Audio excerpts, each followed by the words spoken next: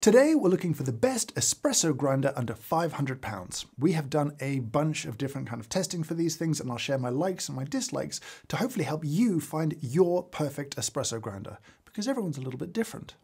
Now, a quick note at the start of this. People will talk about these kind of grinders as being mid-range, something you might progress through on your journey into coffee towards an endgame grinder that might cost thousands of dollars. I don't think that's necessarily true. I think for a bunch of people, these are very viable endgame grinders. The quality of the espresso out of all of them is indistinguishable from that I might get from a cafe. Yes, they taste different, but they all make great tasting coffee.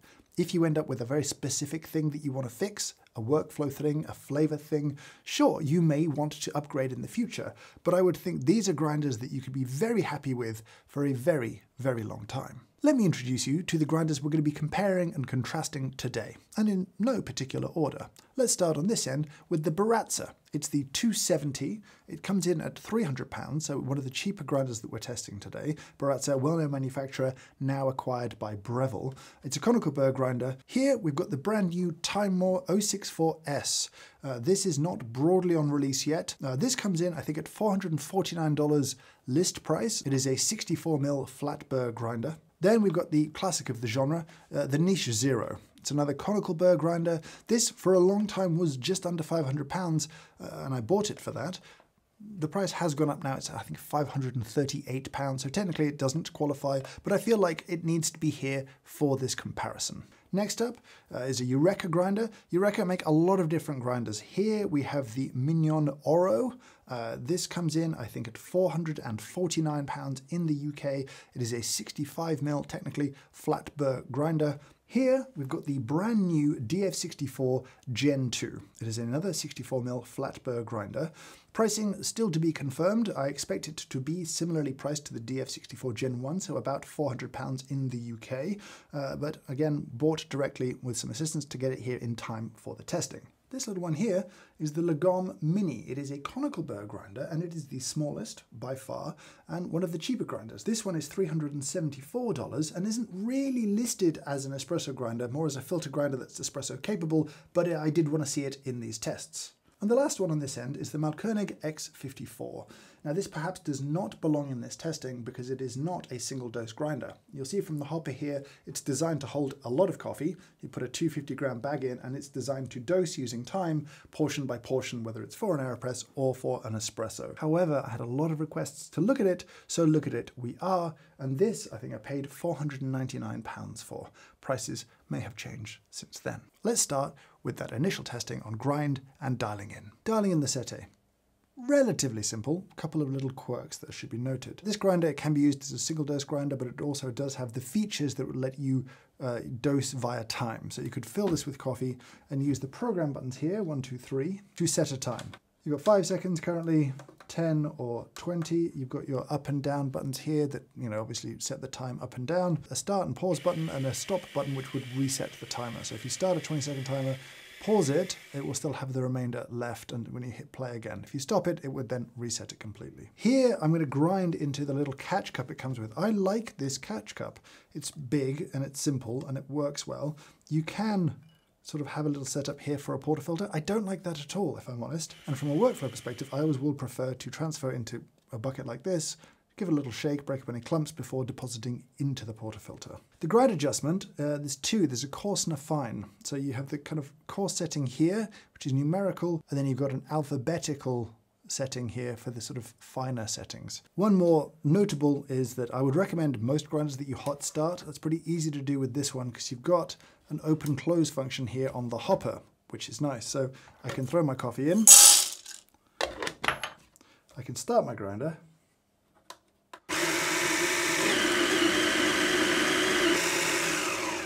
here are grounds, ready to be dispensed into your portafilter. Adjustments on the coarse end are sizable. Adjustments on the fine end are actually smaller than you might need, so it feels sufficiently stepless in the sort of micro adjustments that you can really dial in. That is relatively easy. Overall, it's quite a simple process, limited retention, a nice simple grinder to use. So the Timemore 064S, a big dial on the front. It is a stepless dial, so you can twist that as freely as you want. The espresso end of things, kind of up here.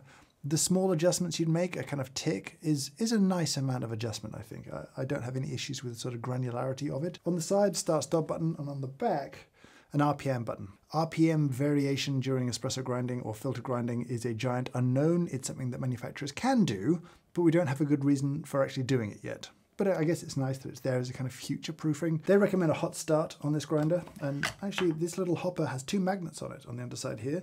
So it's got the closed position, which is locked, and then the half open position, which is nice. Before I grind, the catch cup here, magnetically in place, can't complain about that.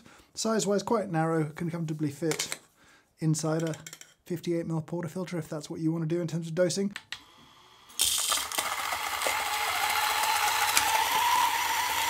Two things to note. Do make sure that all beans have cleared from the hopper, they often haven't. And then this is a little knocker, so it actually retains quite a lot of coffee. If I pull this out and put it in the portafilter now, and then show you what comes out afterwards. So twisting it builds tension, releases it, causing a thwack, then loosens anything off, and then the last of the coffee can come out. Overall, I think very easy to dial in with, a very understandable UX UI. I have no complaints about this process. So dialing in the niche is, I think, pretty well documented. It's a very UX-friendly grinder. You have an adjustment here, a marker here that will show you where you are. One sort of tick here is a few seconds, and so you can make a sort of infinite movement. It's a stepless grinder. I will say that if you're in the espresso range, and we are now towards the coarse end of the espresso range, I would find the filter range is past the dial, past coarse here for something like a 2-cup V60. So for me, this has never been that accurate. That's not about dialing in for espresso though. One small complaint from me is that this has a safety switch here triggered by this, which means that the grinder won't run unless the lid is closed. That means you can't do a hot start, because if you turn the grinder on, well, when you load the coffee, it switches the grinder off and you can close it and it'll start again. But I would rather load coffee into a running motor. If you do spray the coffee beans, which I do recommend you do, occasionally you will have to chase one into the sort of hopper, especially if you've got the anti-popcorning disc in here, because this sort of hopper itself can be a little bit sticky.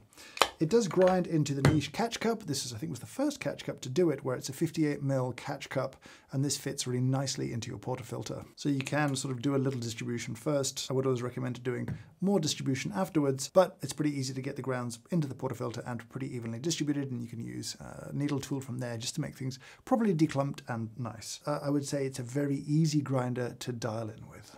So the Eureka Mignon Oro, I think, is very strongly inspired by the niche.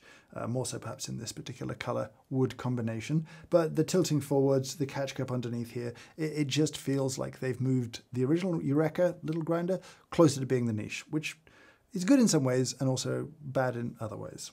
Now, the grind adjustment here is a little bit unusual in this grinder. It's here off to the side, it's this little wheel here. Plenty of granularity. I think a small change will yield a pretty small change in the flow rate. The downside would be if you're trying to get to a filter coffee setting here, and it would be multiple rotations of this to a kind of new number. It's not the easiest thing, and then if you look at it, you don't really know where you were. Am I at a filter coffee setting or an espresso setting? Do I have to grind some coffee to check?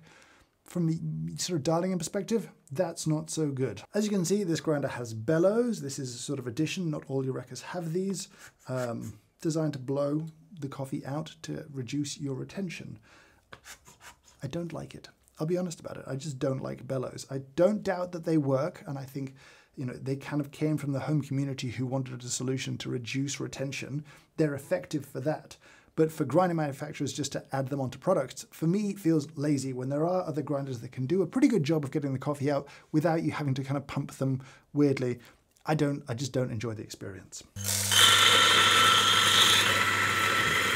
Again, nice little dosing cup, nice and easy to get this straight into the portafilter. Overall, I would say it's a relatively easy grinder to dial in with, unless you're moving between filter and espresso, in which case it's a total nightmare.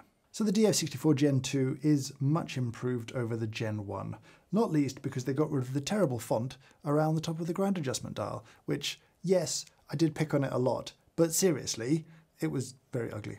Anyway, it looks much nicer up here too. There's a nice little pointer here. The adjustment itself, you can move this piece here. It's pretty easy to do, and that's nice. I will say that the grind adjustment is plenty. Like a small adjustment here is a kind of nice adjustment in terms of flow.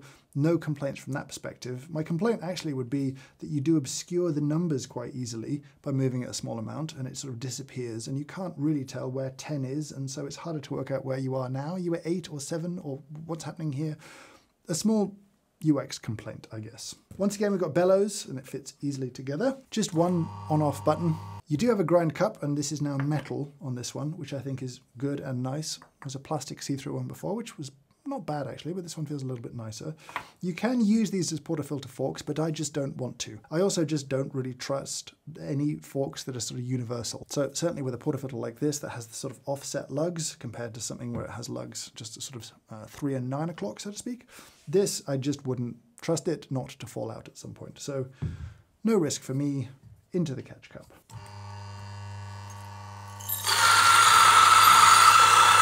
I'll just pause now before I bellows to note that even though I did spray this with a little water, because I will always do that when grinding for espresso, this one does have a deionizer in there to reduce the mess anyway. So what comes into here is pretty static and mess free, even if you don't use a little spritz of water, but I still use a spritz of water. And then the bellows will push out the last little bit. As you'll see, they are still a little bit messy, and that's frustrating. The more effective they are, the more air that gets pushed through that sort of grind chamber, you know, the more mess you're going to get, and I find that frustrating. But it is less staticky than before, but the bellows make it still a little bit of a messy grinder. But from a dialing in perspective, I think relatively easy to use. There's a touch of clumping in this grind setting, I would say, but I will always use a needle tool anyway and would recommend even a super cheap 3D printed one or anything like that. The adjustments here in terms of recommendations for mocha or filter I have found to be fine. I've often ended up at the sort of finer end of filter, as is often the case with lighter roasted coffees when using it for a filter grinder. But the espresso range is nice, plenty of range here, easy to use. You know, I think they're getting a lot of things right. Now, the Lagom Mini is a very attractive little package. It looks very nice. It's so little and small. I suppose its power brick is slightly big, but, you know, it's not that bad. As for dialing it in, a few issues with it. It's a stepless grinder, and that's great. And so dialing it in from that perspective is easy. Small adjustments here yield very small adjustments in the cup, so you feel like you can be accurate in your adjustments. That's great.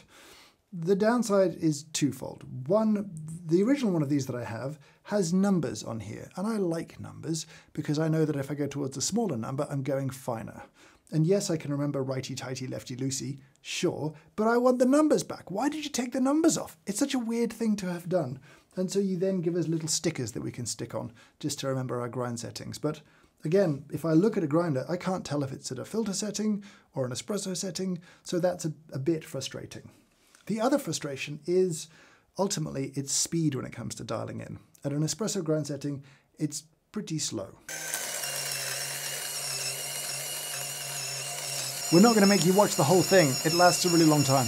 And now again, you can probably see, if I bring this down, it takes a really long time to clear coffee out of it. Maybe it would benefit from bellows. I still hate bellows, but I don't know what the solution is that would speed this whole thing up. The rest of it, you know, this little dosing cup, it's very small. You could get this into any portafilter, whether you have a little sort of 49mm one, a 58mm one, whatever it's going to be. This is going to be nice and easy to work with, shake out any big clumps. But the absence of a number system here, utterly maddening, and the absence of indication about how overall coarse or fine you are, also a little bit maddening. So from a dialing in perspective, not the best. So the X54, it is a time-based grinder, so you can see how long it's left to run on the front here.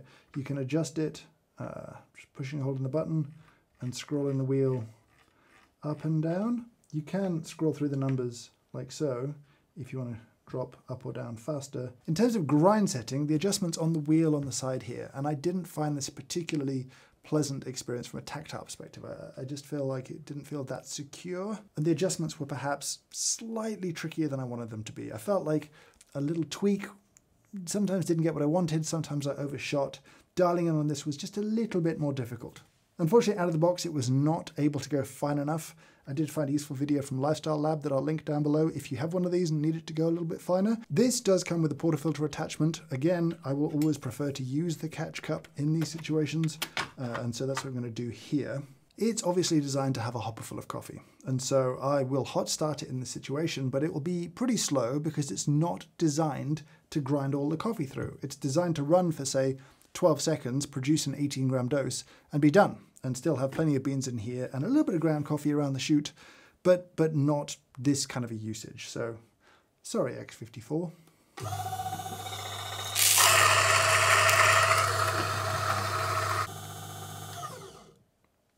Now that's hit its timeout. I could have set that at whatever. I could have had it run for a little bit shorter. I do tend to find that running a little bit longer works because sometimes it'll just push out a last little clump or two of coffee that's, worth getting out. There's a little catch bin. Very nice, I like that. Pretty easy to use. No shaping on it for pouring, but I don't think that actually makes it particularly difficult, especially if you're using a portafilter with a dosing ring. It is an espresso grinder, kind of first and foremost in my eyes, though it can obviously do filter, but I feel like I'd like a little bit more range in the adjustment around espresso. Not a lot, but that would be my preference. If you were using this sort of full of coffee, I think you'd need to purge a reasonable dose between grind settings to have your new grind setting come through in its entirety. I've touched on it a couple of times, but the sound of these grinders is actually really important to me when it comes to quality of life. Here, we've recorded all the grinders running empty and grinding coffee. We'll show you the decibels measured at a certain distance, and we've mic'd them up nice and close so you can get a pretty good idea of the quality of sound, because I think that is as important, if not maybe more important than the quantity of sound, the decibel level. Here they are, one by one.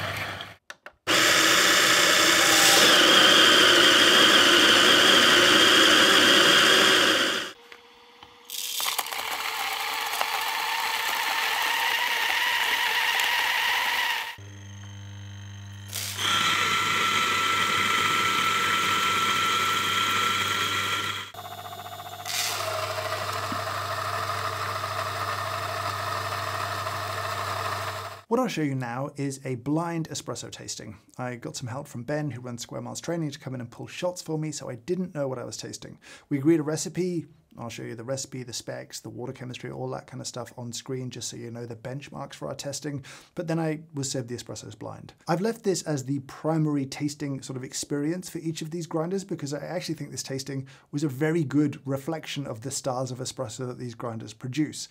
What I tasted there has been matched up in other tastings, and so I don't really feel the need to add very much to my tasting notes from this experience. Reasonably nice acids, sweet, nice texture, an enjoyable shot, not a ton of clarity or complexity, but by no means bad. Coffee 2, more acid, but also more clarity, a little bit kind of cleaner. A little bit less texture, still sweet though. A bit more complexity, nice sweetness, a little bit less texture. Overall, a very tasty shot. Coffee 3, that's an interesting espresso. It's got really nice body, nice texture to it. It's very pleasantly extracted shot, like it feels full and rich. The texture is nice, the acids are a little high and not clean. They're just a little sharp for me. I like it, but it's not as balanced as other shots. Coffee 4, lighter, silkier, sweet, nice acids. And this might be a recipe thing here. I feel like if I had this grinder and I was dialing with it, I'd want to push it a little bit finer. I feel like it's got more to give. But under these particular parameters, acid is high, but not that unpleasant. Finish is clean. Texture is nice, though not huge. Sweetness is there. Complexity is pretty good. An enjoyable shot. Number 5. Texture. Actually pretty balanced. Not a ton of complexity, and you definitely feel like you're sacrificing that clarity and sort of complexity in exchange for texture, but the texture on this shot is great. Obviously, these are specific single instances, but this is the best texture of the shots so far, of the 5 I've tasted. Nice and sweet, just not as much complexity, but still very enjoyable. Not gonna lie, 6 shots in, I am starting to struggle a little bit. Again, it's another grinder that I feel like if I was dialing in and tasted this, I'd push it finer still. It's clean and it's sweet. The texture is kind of on the lighter end, but by no means unpleasant. It finishes well. Not a bad shot at all. The last one. It is, to me, a flat burr kind of profile. It is clean, medium-bodied, like nice texture, soft, sweet, good sweetness, clarity and kind of complexity are both there. Acids aren't bad, but there's a decent amount of them. Would I go finer? Maybe a little bit, you know, if I was dialing in with this coffee and this setup and just this grinder. But overall, clean, sweet, nice, and enjoyable espresso. So let's talk filter coffee. Now, as you might be able to tell, I look a little bit different. The poster looks a little different. This is something we are adding in later because what we recorded initially, I just wasn't that happy with. What we did initially was another big blind tasting. We had them all dialed in for an identical extraction on a V60. We brewed all of them at the same time as much as we could and did a big blind tasting.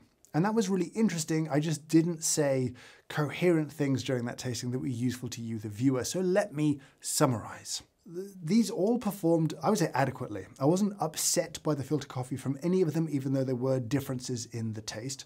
I have to be honest, these two grinders here were not my favorite for filter coffee. I think they make great espresso grinders. Filter was kind of okay. Similarly, the Niche and the X54 were kind of fine. Not my favorite, but not the best. I thought the Sete actually performed surprisingly well for it being a conical grinder. I quite enjoyed the coffee it produced.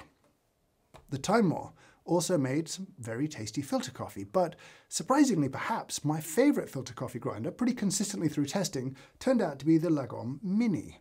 Now, it might be that it's a lower RPM, it might be that the burrs I think are designed as filter-first burrs that are espresso capable, but it did feel almost like a filter grinder first and foremost, and that's kind of how it's marketed in many ways.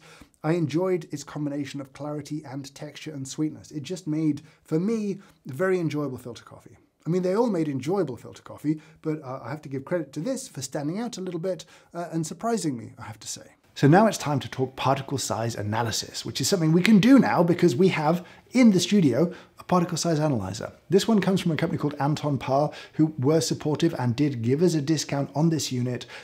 We appreciate them helping us do the weird coffee science that we do on this channel. This one works a little bit differently to a lot of others that are out there. Most of those use lasers, this one doesn't. The way these units work is it'll gently feed ground coffee in, but it needs to separate out the pieces. And so this will use a combination of compressed air and a vacuum cleaner at the other end to kind of separate everything out. And then instead of looking at it with a laser, it's ultimately going to use very high definition photographs to capture images of the particles and then analyze those images for size, as well as other things like shape or aspect ratio or circularity, a bunch of other stuff that I look forward to learning about. Primarily though, we're interested in size. Now, if someone shows you particle size analysis from a single grinder or a comparison of two grinders, it's important to understand what you're seeing. This is not a definitive truth about that grinder. This is that grinder on that day at a grind setting with a particular coffee. It's just a snapshot, nothing more. For this analysis, what we did is we took a single batch of espresso, or same roast, same everything, dialed it in across all the grinders, same dose in, same yield out, and the same brew time, and then took a sample of those grinds and compared them. How are these grinders producing different particle sizes to have a matching grind setting or to create a kind of matching resistance during the shot? This is what we're going to look at. So here's a comparison of the 4 flatbird grinders, and it's important to understand what you're looking at. We're going to look at 2 different views of the particle sizes. This one is a volume distribution. So essentially, as you look along the sort of x-axis, that's particle size, and on the y-axis, that's the percentage of the volume of the ground coffee coming from those particle sizes. This is the most common setting that you'll see. It'll show you a kind of peak particle size, and then the fines to the left as well. We will look at a different view in just a second. Now, if you look at these 4 grinders, you'll see that they're actually, I would say, reasonably similar. There are 2 kind of standouts for me, one of which is the Timemore, which seems to be slightly finer overall in its sort of particle size, with slightly less fines. And then there's the X54, which is the opposite. Actually, it seems to have a little bit more fines.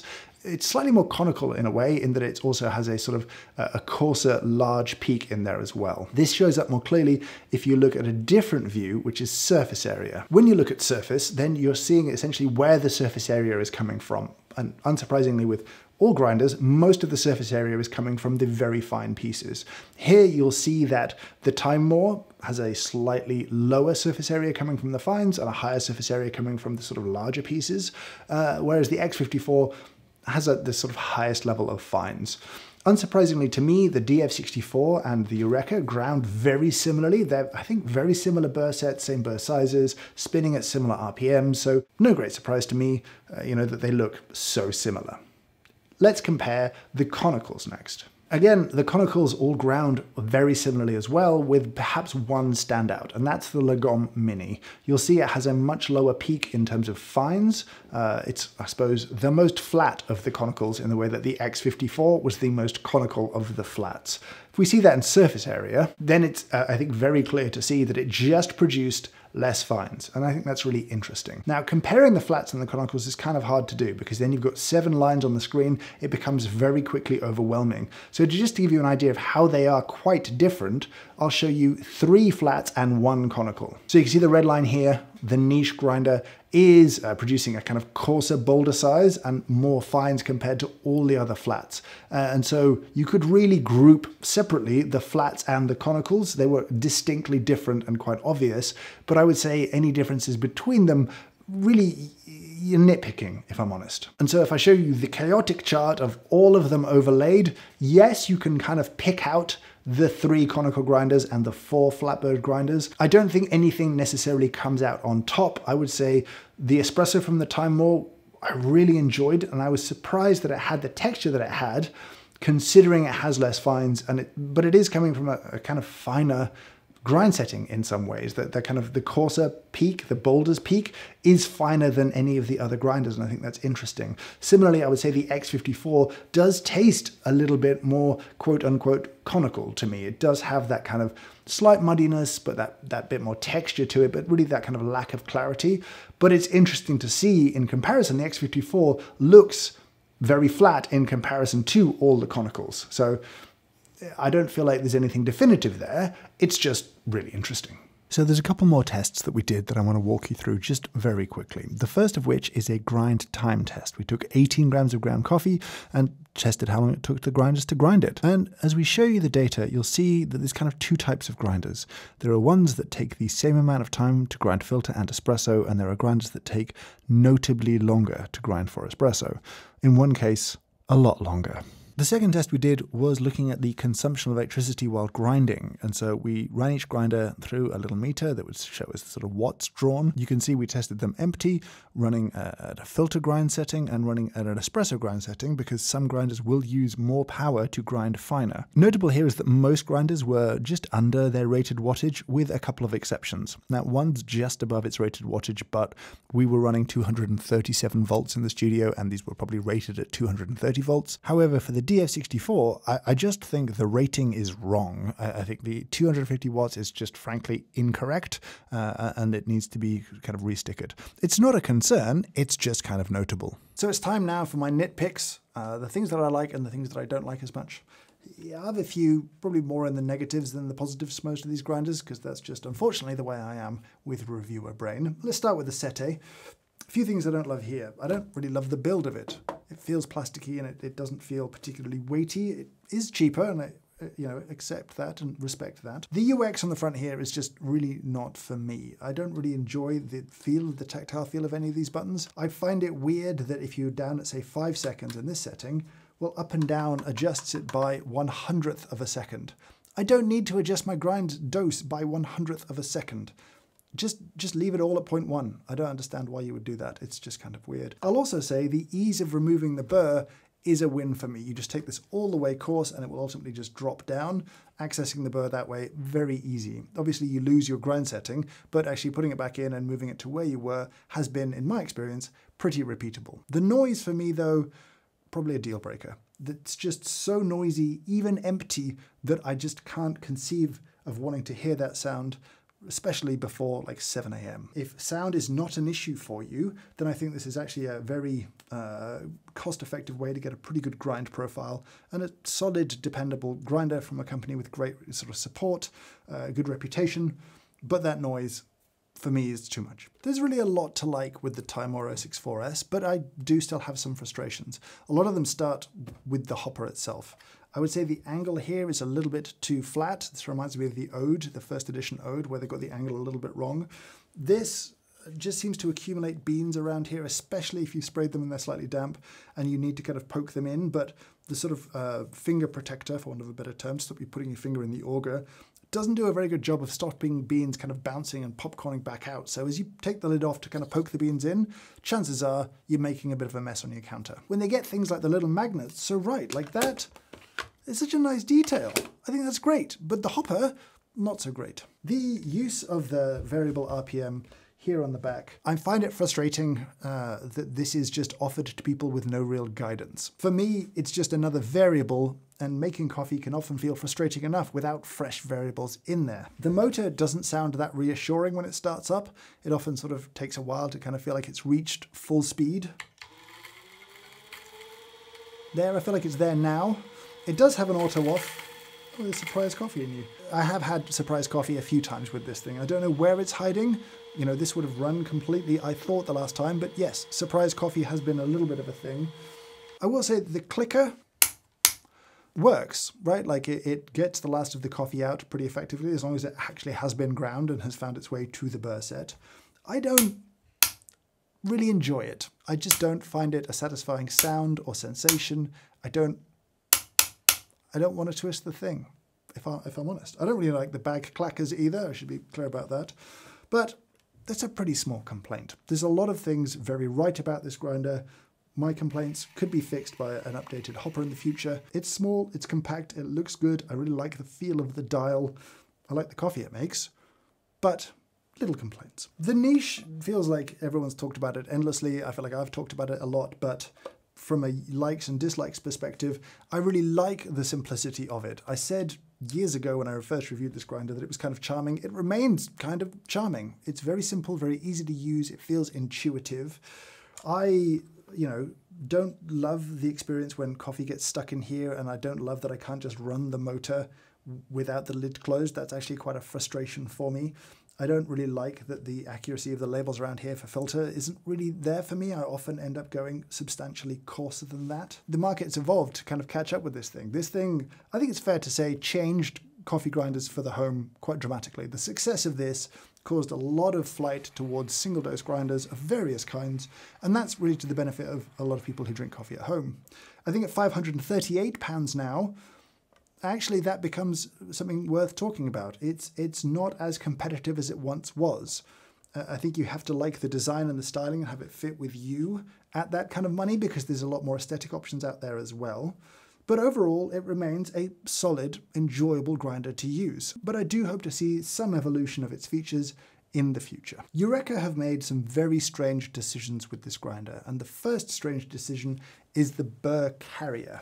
Now they list this as a 65mm grinder, but it's a 64mm burr inside. So you'd think, oh cool, I can put another 64mm burr in there, but you can't, because the burr carrier is too small and won't fit, say, an SSP 64mm burr. So even though it's technically larger, it's not, it's smaller. The fact that you can't put other burrs in this is a massive negative for me. It just closes down opportunities and would make me look for an alternative where I would have a similar burr now, but the option to change the burr in the future to something else should my tastes change or my requirements change. That is a weird and frustrating decision. It feels like they've taken some home mods, like the adjustment to move it forwards, the bellows, and just co-opted them from the home community, and not really improved upon them, which frustrates me too.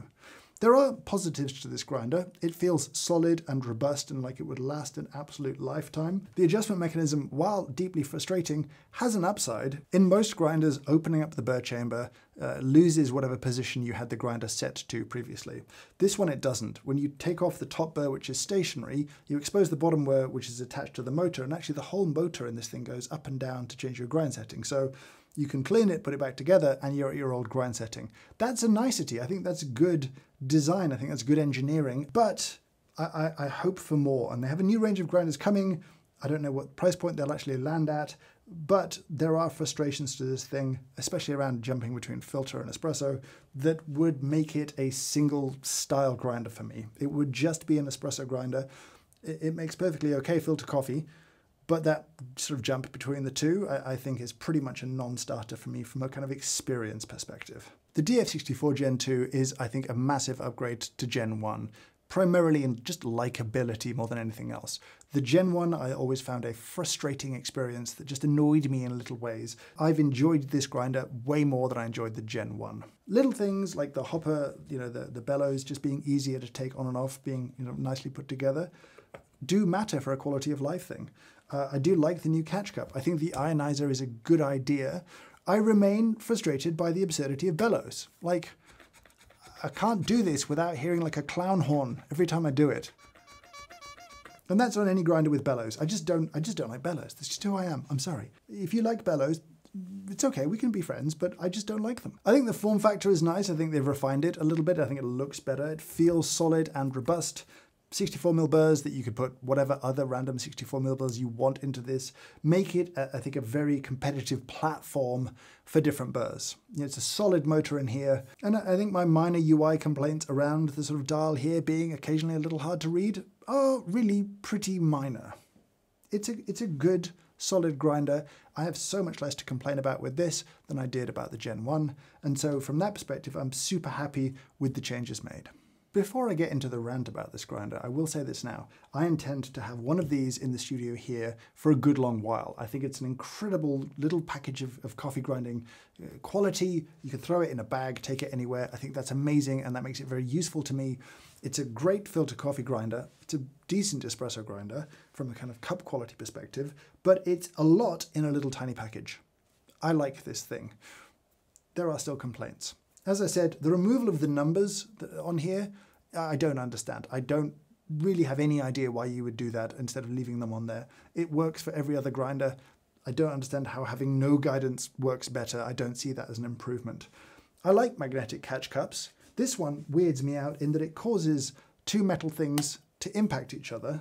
That feels like a weird decision. Like slowly, you can sort of see, you can build up marking on these bodies over time the more you use this. This one's pretty new, but my old one has some marks down here from that catch cup repeatedly slapping into it.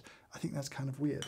In terms of how much you get for how little, I mean, that's the sort of size comparison between that and a Comandante hand grinder. It's not much bigger with a little motor in. The little anti-finger thing, this thing that goes in the top here, is bad and I don't like it. It doesn't really just work very well. It doesn't fit nicely. It sits too high in the grinder. It can cause beans to bounce out. I don't like it. I know you can just take it out and, you know, promise not to put your fingers in the burrs, and it's quite hard to get your fingers in, but don't try. But I don't like this piece, if I'm honest. This probably doesn't belong in a sort of espresso grinder comparison. If it was a filter coffee grinder that could do espresso, I think it would sort of show strongly in that, because I think it is filter first from a cup perspective and a UI perspective and a sort of usage perspective. But still, for the size and for the price, it's an impressive little grinder. With the X54, I've said this over and over and over again that I miss using this grinder in this video, but people wanted it in the comparison. I think that's fair. It feels like a grinder that would have absolutely crushed the market maybe 5 years ago when people were still kind of more okay with having hoppers full of beans at home and just living that life. And lots of people still do want that experience where you just walk in, grab your portafilter, push it under, push go, get a dose of coffee, tamp, and away you go. Like that's a nice, convenient way to live. And I get that you want to meet that demand. I think from a UI perspective, I haven't fallen in love with it. The body, the construction kind of looks reminiscent of Malkonic's bigger grinders, but feels a little lighter weight. It's still an expensive grinder though. The start-stop button, I don't love. The little dial kind of control-y thing here, I don't love it. As a final nitpick, I also find the hopper trap kind of mechanism weird.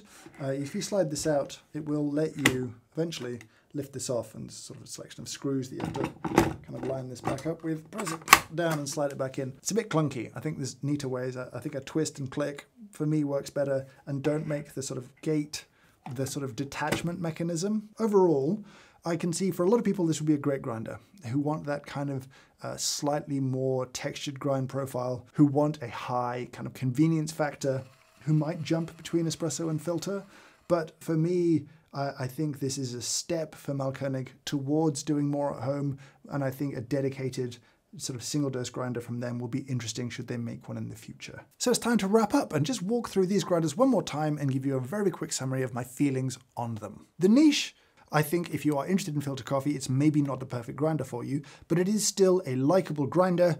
The question now actually comes down to price. The Eureka remains a very frustrating grinder to me. I think as an espresso-only grinder, it is solid as a flat burr option, but I think the lack of burr optionality does count against it. The Lagom Mini is a great little grinder. If I had a filter coffee first requirement, but occasional shot requirements, if I didn't have much space, if I had a limited budget, this is a very compelling grinder, as long as you've got the time. The X54, as I said at the start, maybe doesn't really belong here. It feels like the kind of grinder a restaurant would put in to do decaf, or a small commercial operation would have as an espresso grinder, where you're going to be pulling shots back to back to back, and you don't want to weigh and you want to use a timed dispense.